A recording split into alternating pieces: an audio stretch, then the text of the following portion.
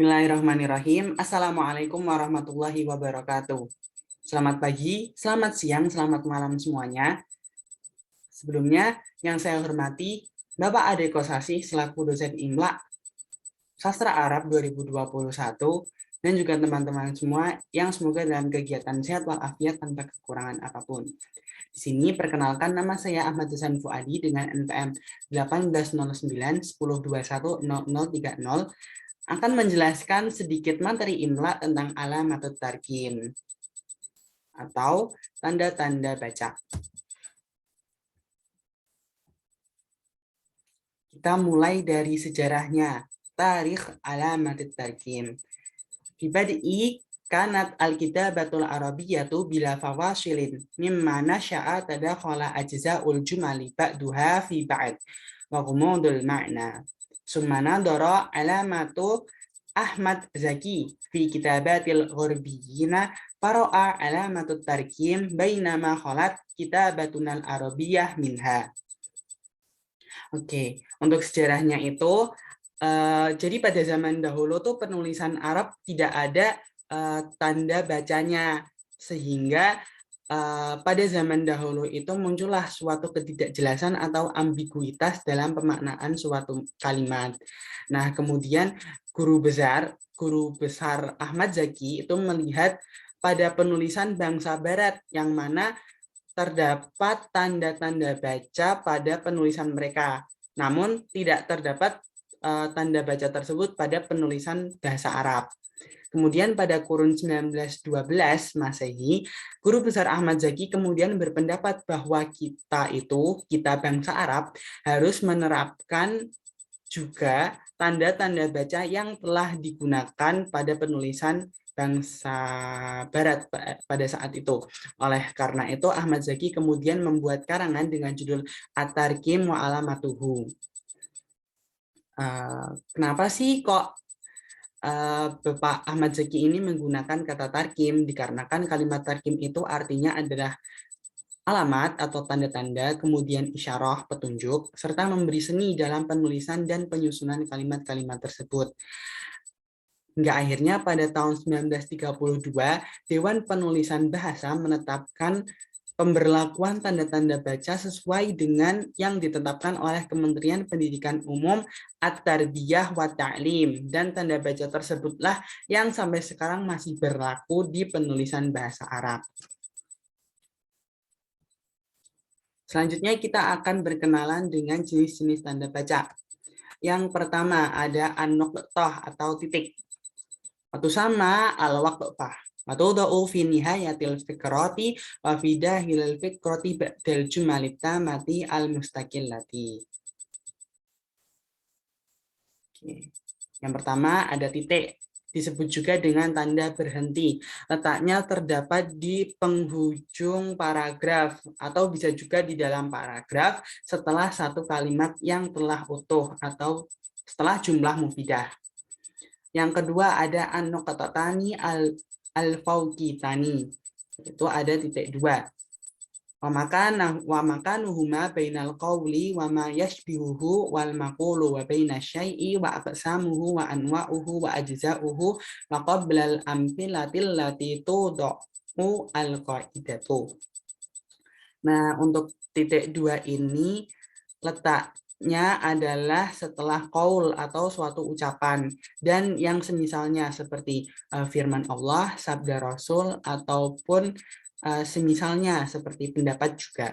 Nah, kemudian setelah tanda titik ini juga terdapat contoh-contoh yang digunakan dalam menjelaskan suatu kaidah seperti itu.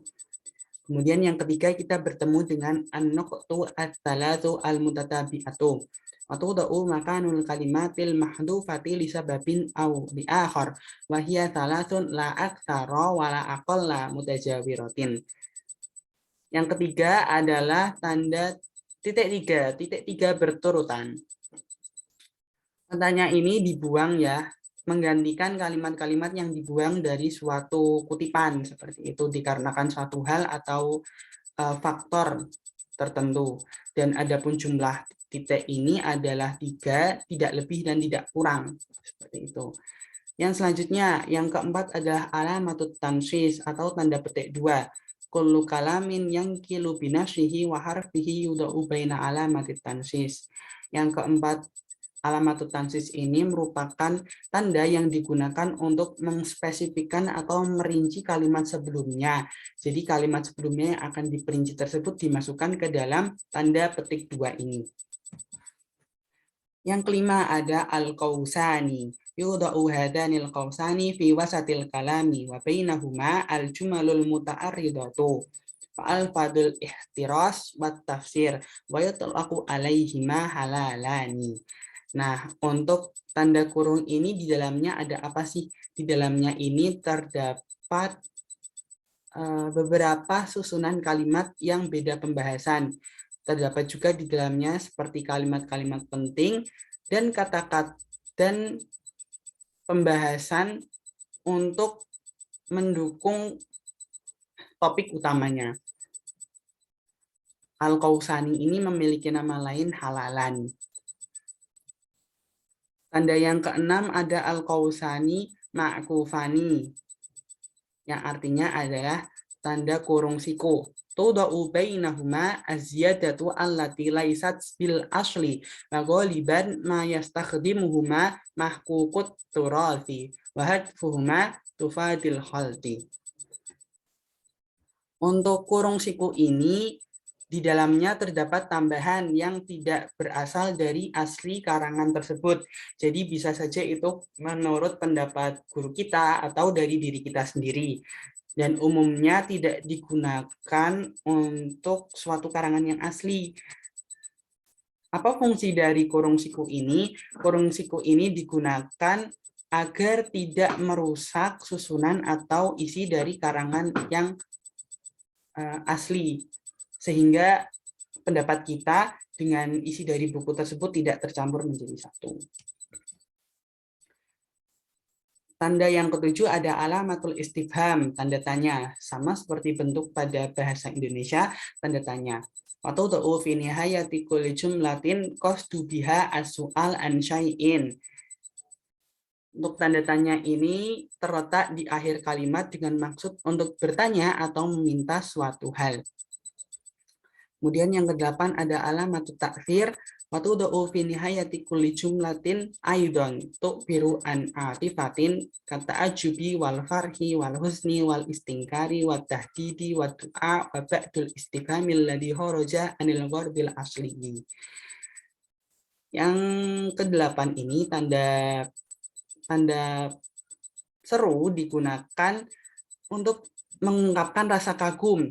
Bisa saja rasa kagum ataupun juga bisa perintah ya, seperti al-amru. Kemudian juga bisa kagum, bahagia, sedih, benci, dan yang lain-lainnya. Tanda seru ini terletak di akhir kalimat.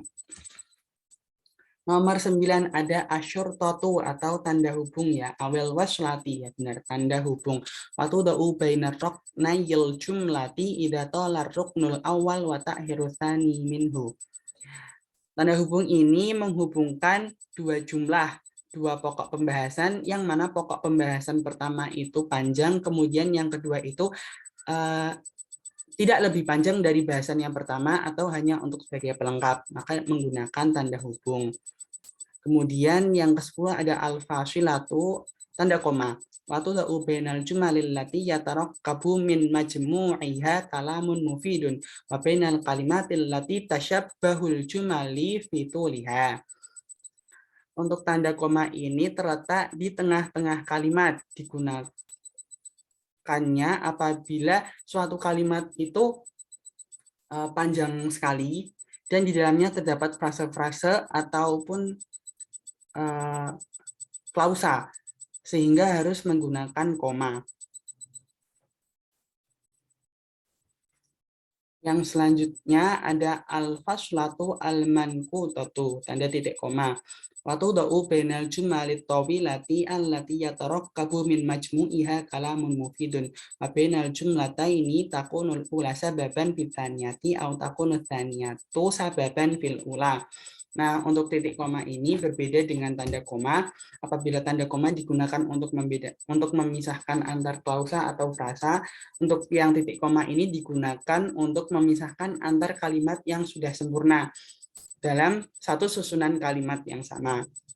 Jadi apabila sudah terdapat SPO, kemudian masih terdapat SPO lagi, maka dipisahkan menggunakan tanda titik koma ini. Ataupun bisa juga digunakan untuk memisahkan dua jumlah yang mana jumlah atau kalimat pertama itu merupakan sebab dari jumlah kedua. Atau bisa juga sebaliknya, jumlah kedua merupakan sebab dari jumlah yang pertama. Ternyata sudah habis. Syukran ala ihtimamikum. Mohon maaf apabila ada kesalahan dalam video kali ini. Syukran ala husni ihtimamikum wa husni istima'ikum. Wassalamualaikum warahmatullahi wabarakatuh.